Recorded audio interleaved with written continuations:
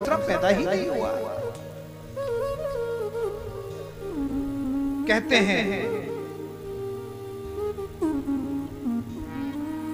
आज परीक्षित महाराज का जन्म हुआ और कहते हैं द्वारिकाधीश कृष्ण भी विदा हो गए, चले गए द्वारिका, और वहां अर्जुन भी साथ में लेके गए। अब की बात इधर परीक्षित बड़े हो रहे हैं और वहां भगवान की लीला पूर्ण हो गई, यदुवंश का विनाश हो गया, भगवान भी अपने धाम को चले गए। उस परिस्थिति में अर्जुन को आज्ञा दी कि तुम जाओ मेरी पत्नियों को लेकर के। अर्जुन पत्नियों को लेकर के आ रहे हैं तो रास्ते में भीलों ने लूट लिया पत्नियों को। अर्जुन का वो गांडीव धनुष भी काम नहीं आया। प्यारे सज्जनों, जैसे ही अर्जुन ने आकर के समाचार दिया, कुंती माता तुरंत उसका प्राणांत हो गया। और कहते हैं पांचों पांडव सतोपथ के लिए प्रस्थान कर लिए। नन्हे से परीक्षित को राजगद्दी प्रदान कर दी गई। और राजगद्दी प्रदान करके परीक्षित कहते हैं कि हे पितामह, मैं तो बहुत छोटा हूं, मुझे राजगद्दी पर बिठा करके आप कहां जा रहे हैं? बोले कोई परवाह नहीं, सब काम कन्हैया करते हैं, उनका ही आश्रय लेना और जीवन में ध्यान रखना कि पाप होते हुए नहीं देखना। और एक बार शत्रु भी शरण में आ जावे तो उसको भी क्षमा कर देना। ऐसा सूत्र देकर के पांडव लोग चले गए सतोपथ के लिए। सब जानते हैं कथा। और कहते हैं परीक्षित बड़ी निष्ठा से शासन चलाने का प्रयास करते हैं। 14 वर्ष की आयु है परीक्षित महाराज की और सम्राट की पदवी प्राप्त हुई। कहते हैं रावती नाम की कन्या से विवाह हुआ और इनको क्रमशः 4 पुत्र पैदा हुए। जो सबसे बड़े हैं उनका नाम है जन्मेजय। एक दिन राजा परीक्षित थोड़ा घूमते हुए गए, क्योंकि जो सम्राट राजा हुआ करते थे, धर्मज्ञ राजा हुआ करते थे, वो भेष बदल करके प्रजा की अंतर भावना को जानने का प्रयास करते थे। तो एक दिन राजा परीक्षित अपने महल से बाहर निकले और नगर से बाहर निकले तो देखा कि एक दुर्बल गाय खड़ी है और एक दुर्बल बैल जिसका एक ही पैर है, वो किसी न किसी तरह एक पैर पर खड़ा हुआ है। राजा ने कहा ये तो बड़ा विचित्र दृश्य है। मेरे शासन में, मेरे राज्य में ऐसी धृष्टता किसने की कि इसके 3 पैर काट दिए? अरे बैल तो धर्म का रूप होता है। कहते हैं राजा थोड़ा सा छिप गए और देखा कि गाय और बैल आपस में बातें कर रहे हैं। गाय आंखों में आंसू, गाय की आंखों में आंसू हैं।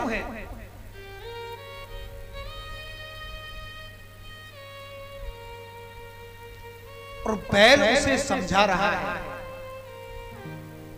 बैल कहता है कि कच्चित् भद्रे नामया मनस्ते विच्छायसी म्लायते सन्मुखेन आलक्ष्ये भवति मंतरांधी दूरे बंधु सोचसी कंचनाम्ब।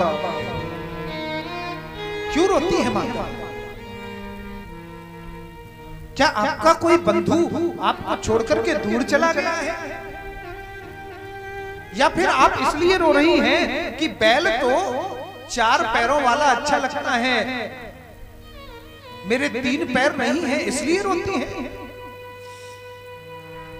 ये बैल कोई साधारण बैल नहीं है, यही धर्म है, धर्म का रूप है। जब सतयुग में धर्म के 4 पैर हुआ करते थे, 4 पैर हुआ करते थे, सत्य, दान, दया और पवित्रता। त्रेता में 3 पैर रह गए, सत्य, दान और दया। द्वापर में 2 ही रह गए, सत्य, दान। और कलयुग के आते आते तो महाराज एक चरण रहा, वो है सत्य। तभी तो तुलसीदास जी ने कह दिया, कलयुग में धर्म न दूसर सत्य समान।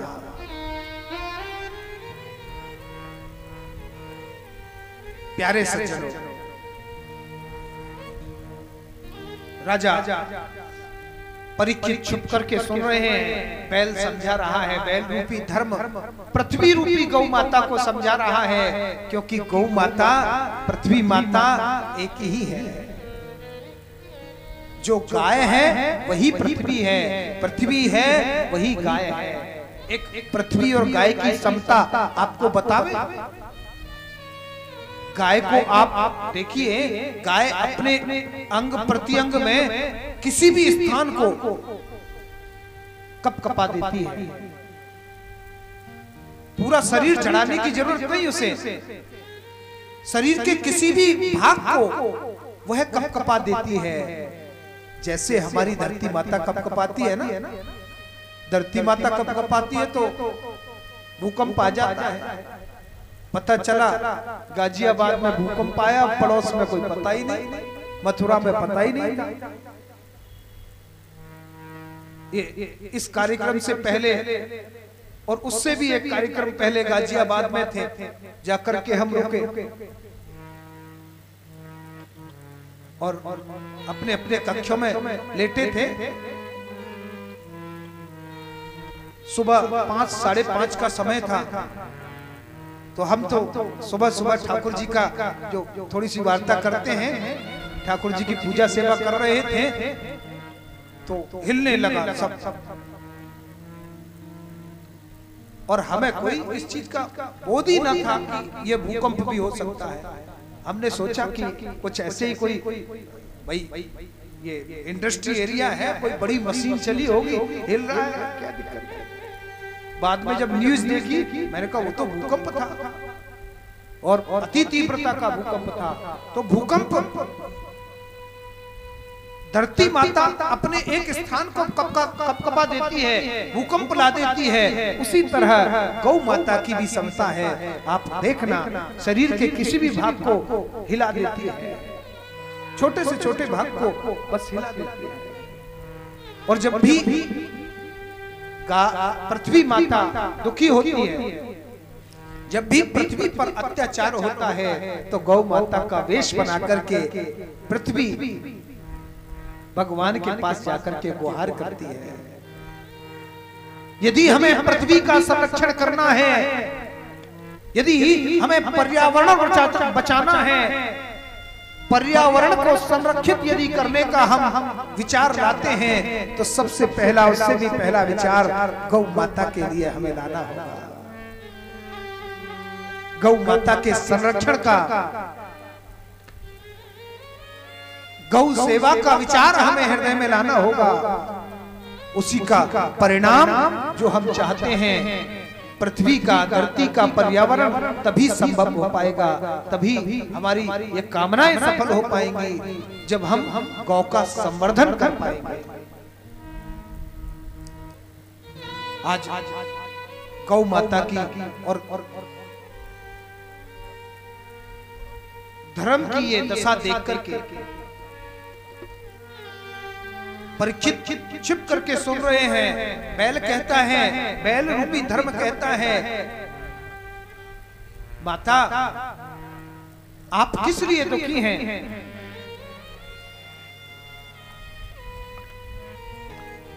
मेरे 3 पैर नहीं हैं इसलिए दुखी हैं।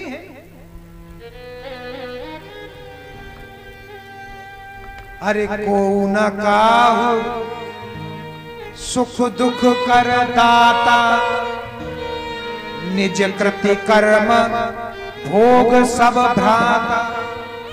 कोई किसी को सुख नहीं देता, कोई किसी को दुख नहीं देता, अपने कर्म का फल माता अपने आप भोगना पड़ता है। ऐसी बातें कर ही रहे थे, परीक्षित महाराज सामने आए, सामने आकर के कहने लगे, आपके साथ में ऐसा किसने किया? प्रणाम करता हूं, मैं राजा परीक्षित, मेरे राज्य में ऐसी धृष्टता किसने की? मैं उसे उचित दंड दूंगा।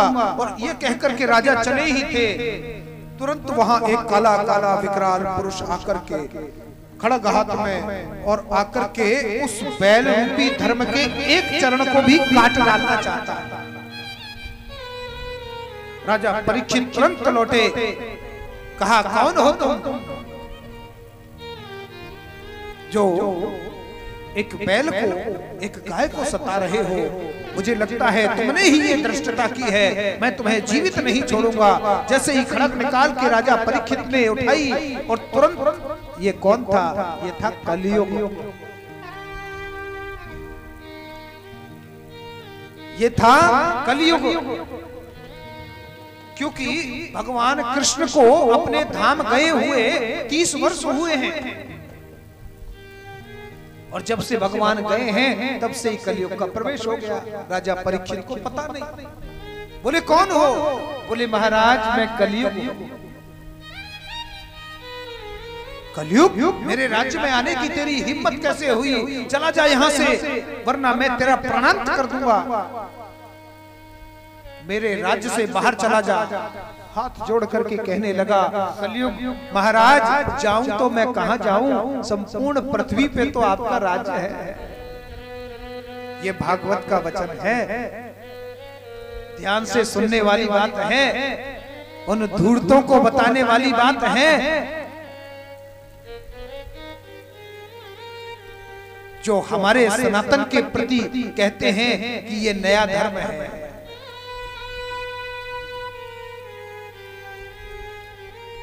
कलियुग कहता है राजा परीक्षित से कि मैं जाऊं तो कहां जाऊं? संपूर्ण पृथ्वी पर तो आपका शासन है। ये बात 5000 साल पुरानी है,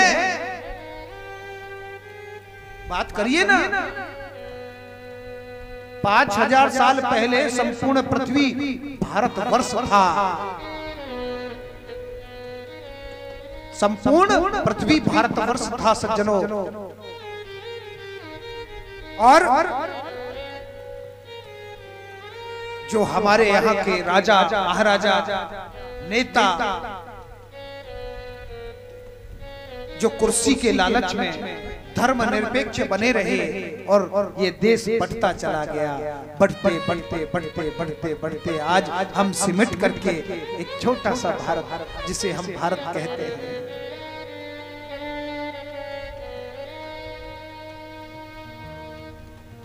प्यारे सज्जनों,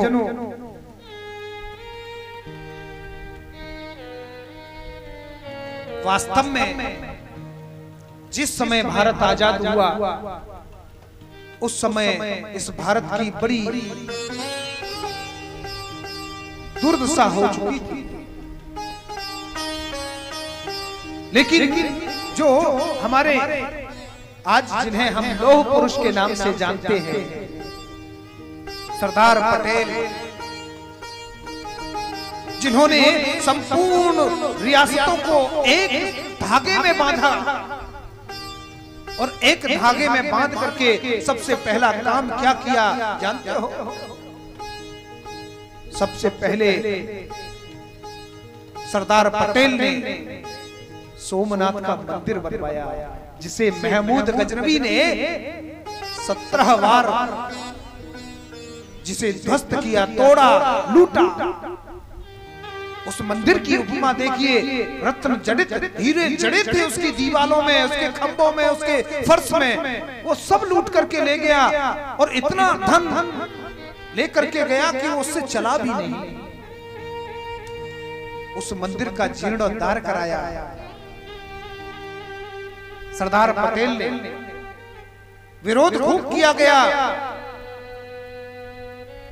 सत्ताधारी विरोध करने लगे। बोले अभी तो देश आजाद हुआ है, अभी स्थिति ठीक नहीं है, आर्थिक स्थिति देश की ठीक नहीं है। बोले नहीं, सरकार पक्ष से हमें कोई धन नहीं चाहिए। एक आह्वान किया सरदार पटेल ने, तो सनातनी बच्चे के घर घर से इतना धन, इतना सोना सोमनाथ मंदिर के लिए पहुंचा। वही युग पुनः दोहराया गया। सज्जनों, आज भी हमारे दौर में भी, उस समय तो हमारा जन्म नहीं था, लेकिन आज हम इस कालखंड के साक्षी हैं। ये हमारा सौभाग्य है। कितने लंबे अरसे से जो टेंट में बैठे थे रामलला, आज उनका इतना दिव्य भव्य मंदिर निर्माण हो सका है। ये बड़े गर्व की, बड़े गौरव की हम सबके लिए बात है।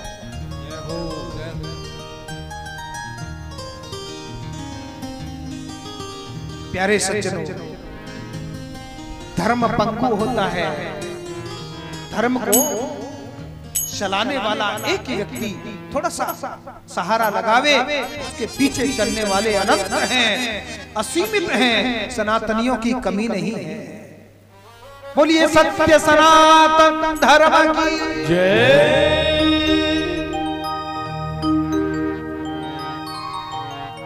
प्यारे प्रभु प्रेमी,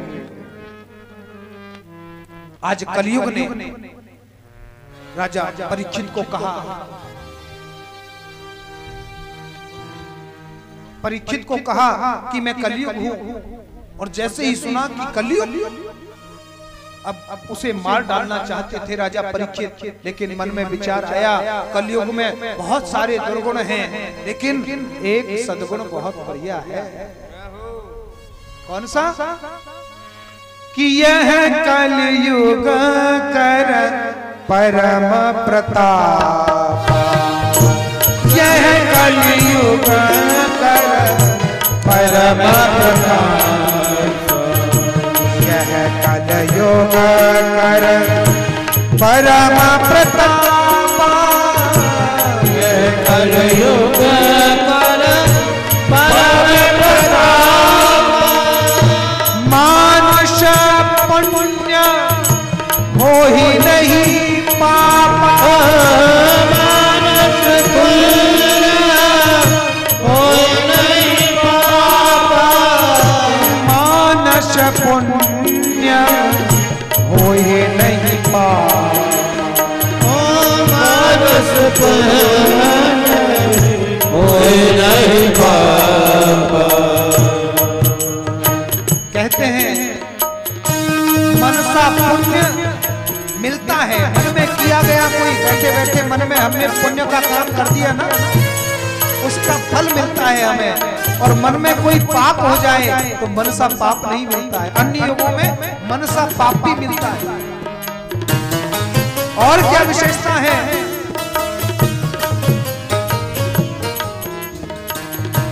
कलयुग केवल नाम आधारा, कलयुग केवल नाम आधारा,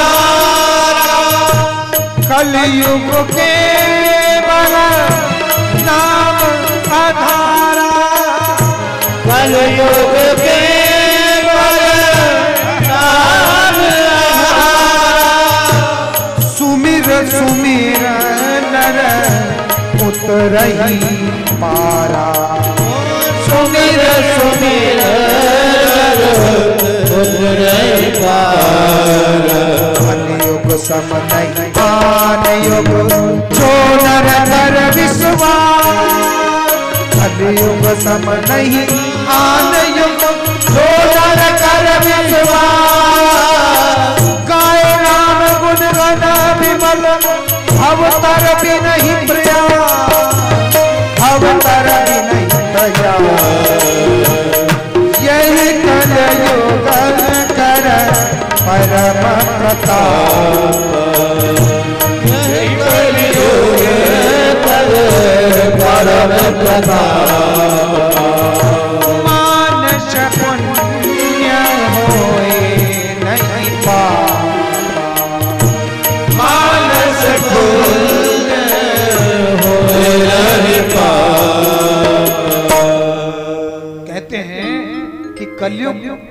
मानस पुण्य मिल जाता है, पाप नहीं मिलता।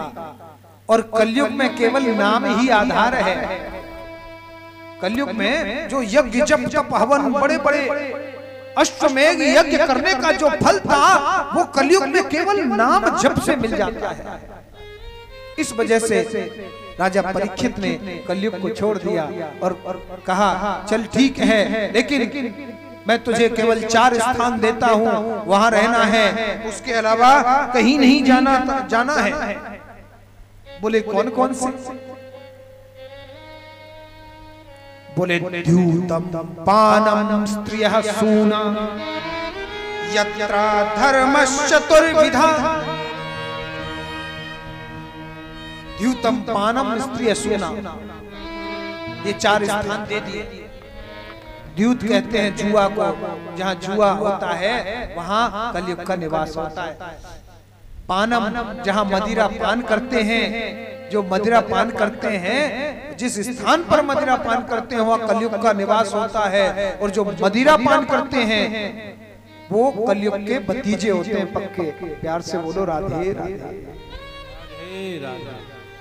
और तीसरा स्थान दिया स्त्रियां, जहाँ पर स्त्री गमन होता है वहाँ कलयुग का निवास होता है।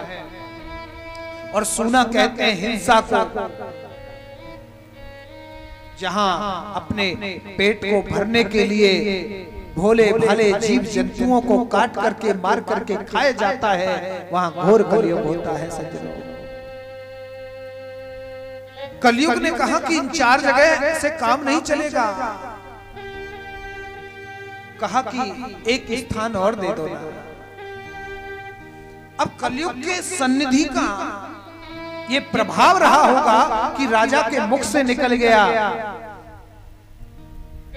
बोले पुनश्च याचमानाय जात रूप मद प्रभु ततोन्नतम मदम कामम रजो वैरम च पंचमम।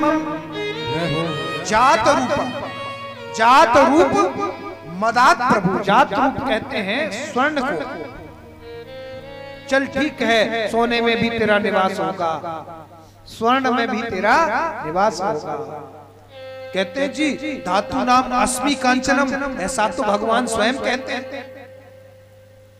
भगवान का निवास है सोने में, तो कलयुग का निवास कैसे हो जाएगा? गीता में भगवान कहते हैं ना धातु नाम अस्मि कांचनम, धातुओं में सोना मेरा ही रूप है। तो भगवान पहले से बैठे हैं और कलयुग को तुमने एंट्री करा दी, तो सोने में कैसे घुस जाएगा? एक बयान में 2 तलवार कैसे आ सकती हैं? तो सुलह किया। जो 1 नंबर का सोना होता है उसमें भगवान विराजते हैं, और जो 2 नंबर से कमाया हुआ सोना है उसमें तो कलयुग ही रहता है। कहते हैं राजा परीक्षित अपने राज्य में आए और आकर के वहां अपने खजाने में घुसे,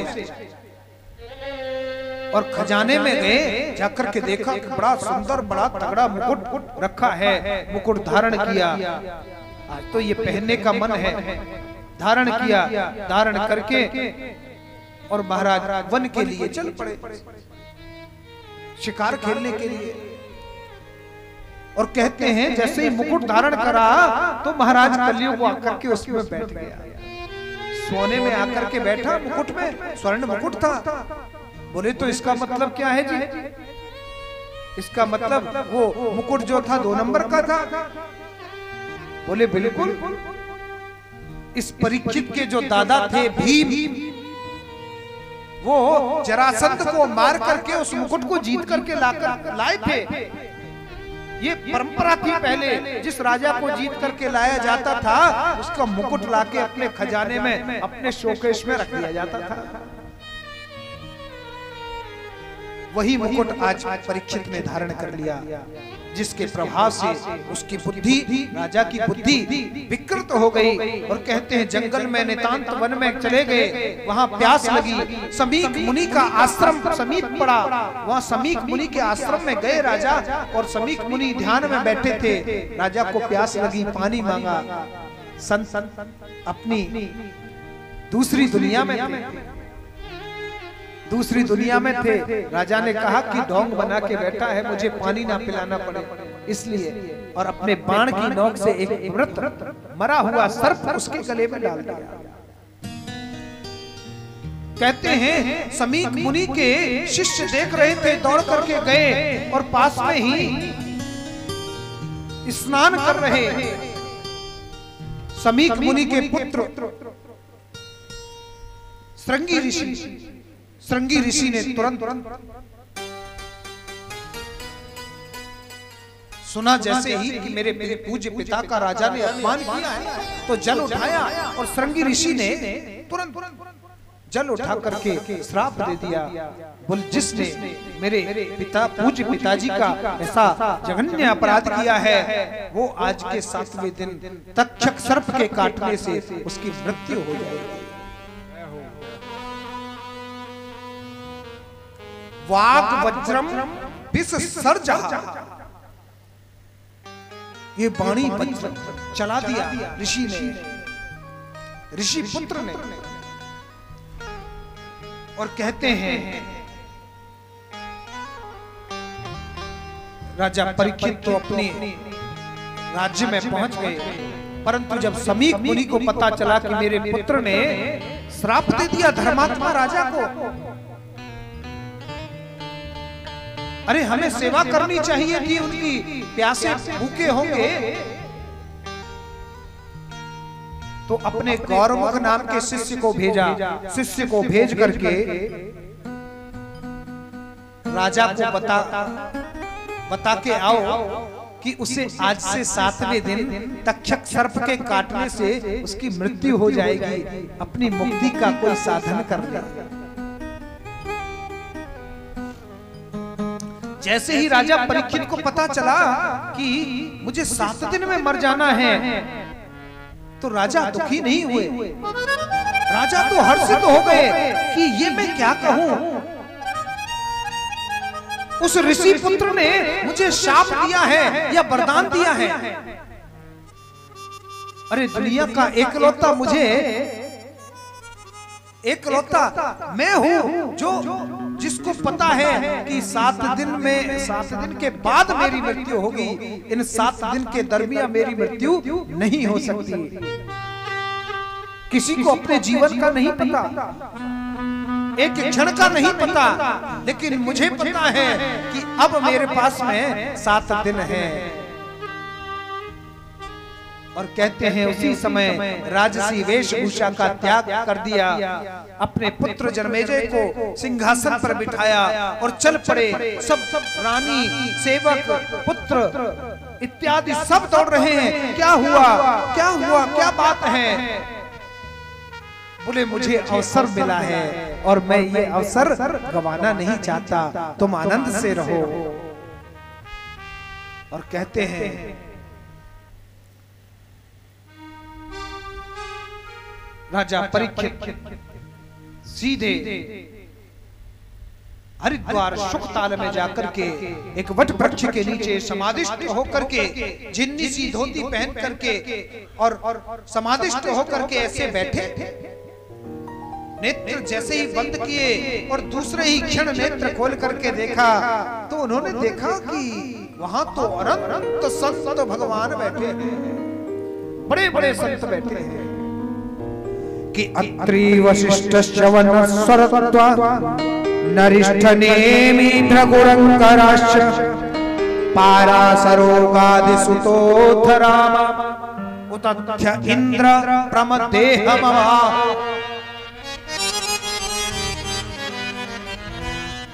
अब देखिए, जिन्होंने भागवत लिखी है वो स्वयं वेद व्यास जी भी बैठे हैं वहां,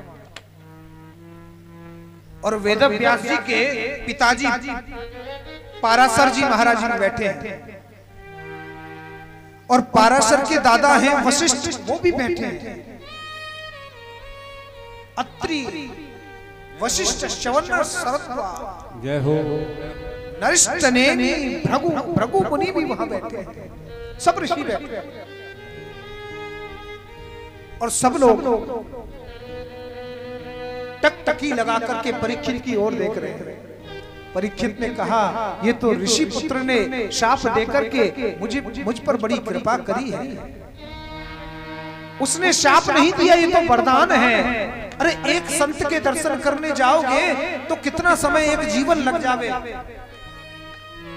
और उसने ऐसा श्राप दिया जिसका फल इतने संतों का एक साथ दर्शन होना। ये तो उसने मुझे वरदान दिया है। लेकिन अब मैं गंवाना नहीं चाहता समय। अब तो आप एक ही बात बता दो, 7 दिन में जिसे मर जाना है उसकी मुक्ति का क्या साधन है?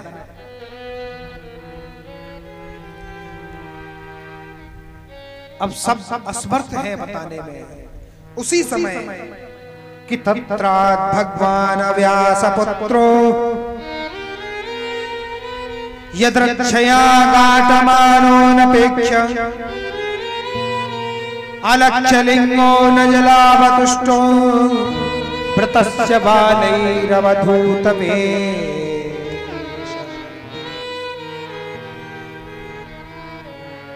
कहते उसी समय महाराज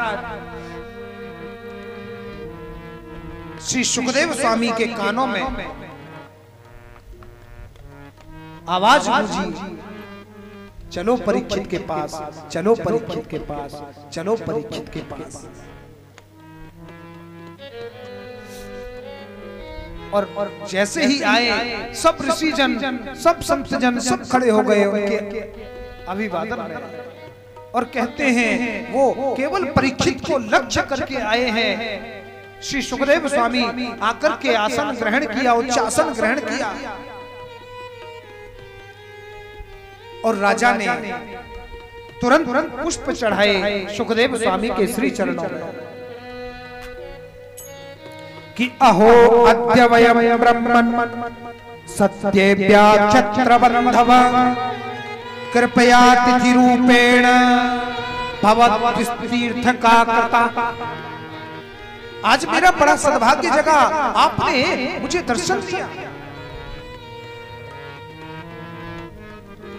कि ये शाम संस्मरणात् पुंसाम सद्यः शुद्धयन्ति वैग्रहः किम पुनर्दर्शन पाद शौचासनादभि। अरे आप जैसे महात्मा का नाम लेने से जीव की मुक्ति हो जाती है, इसमें तो मुझे आज आपके चरण स्पर्श का अवसर मिला। मेरे बराबर कोई भाग्यवान नहीं है। अब मुझे किसी भी राह की आवश्यकता नहीं, अब मुझे किन्हीं भी रास्तों की जरूरत नहीं। अब तो आपकी राह पर आपके जो चरण चिन्ह हैं उन पर चल पड़े हैं। गुरुवर, मुझे 7 दिन के बाद तक्षक सर्प काटेगा और मेरी मृत्यु हो जाएगी। मेरी मृत्यु का कोई साधन हो तो बताओ। हमें रास्तों की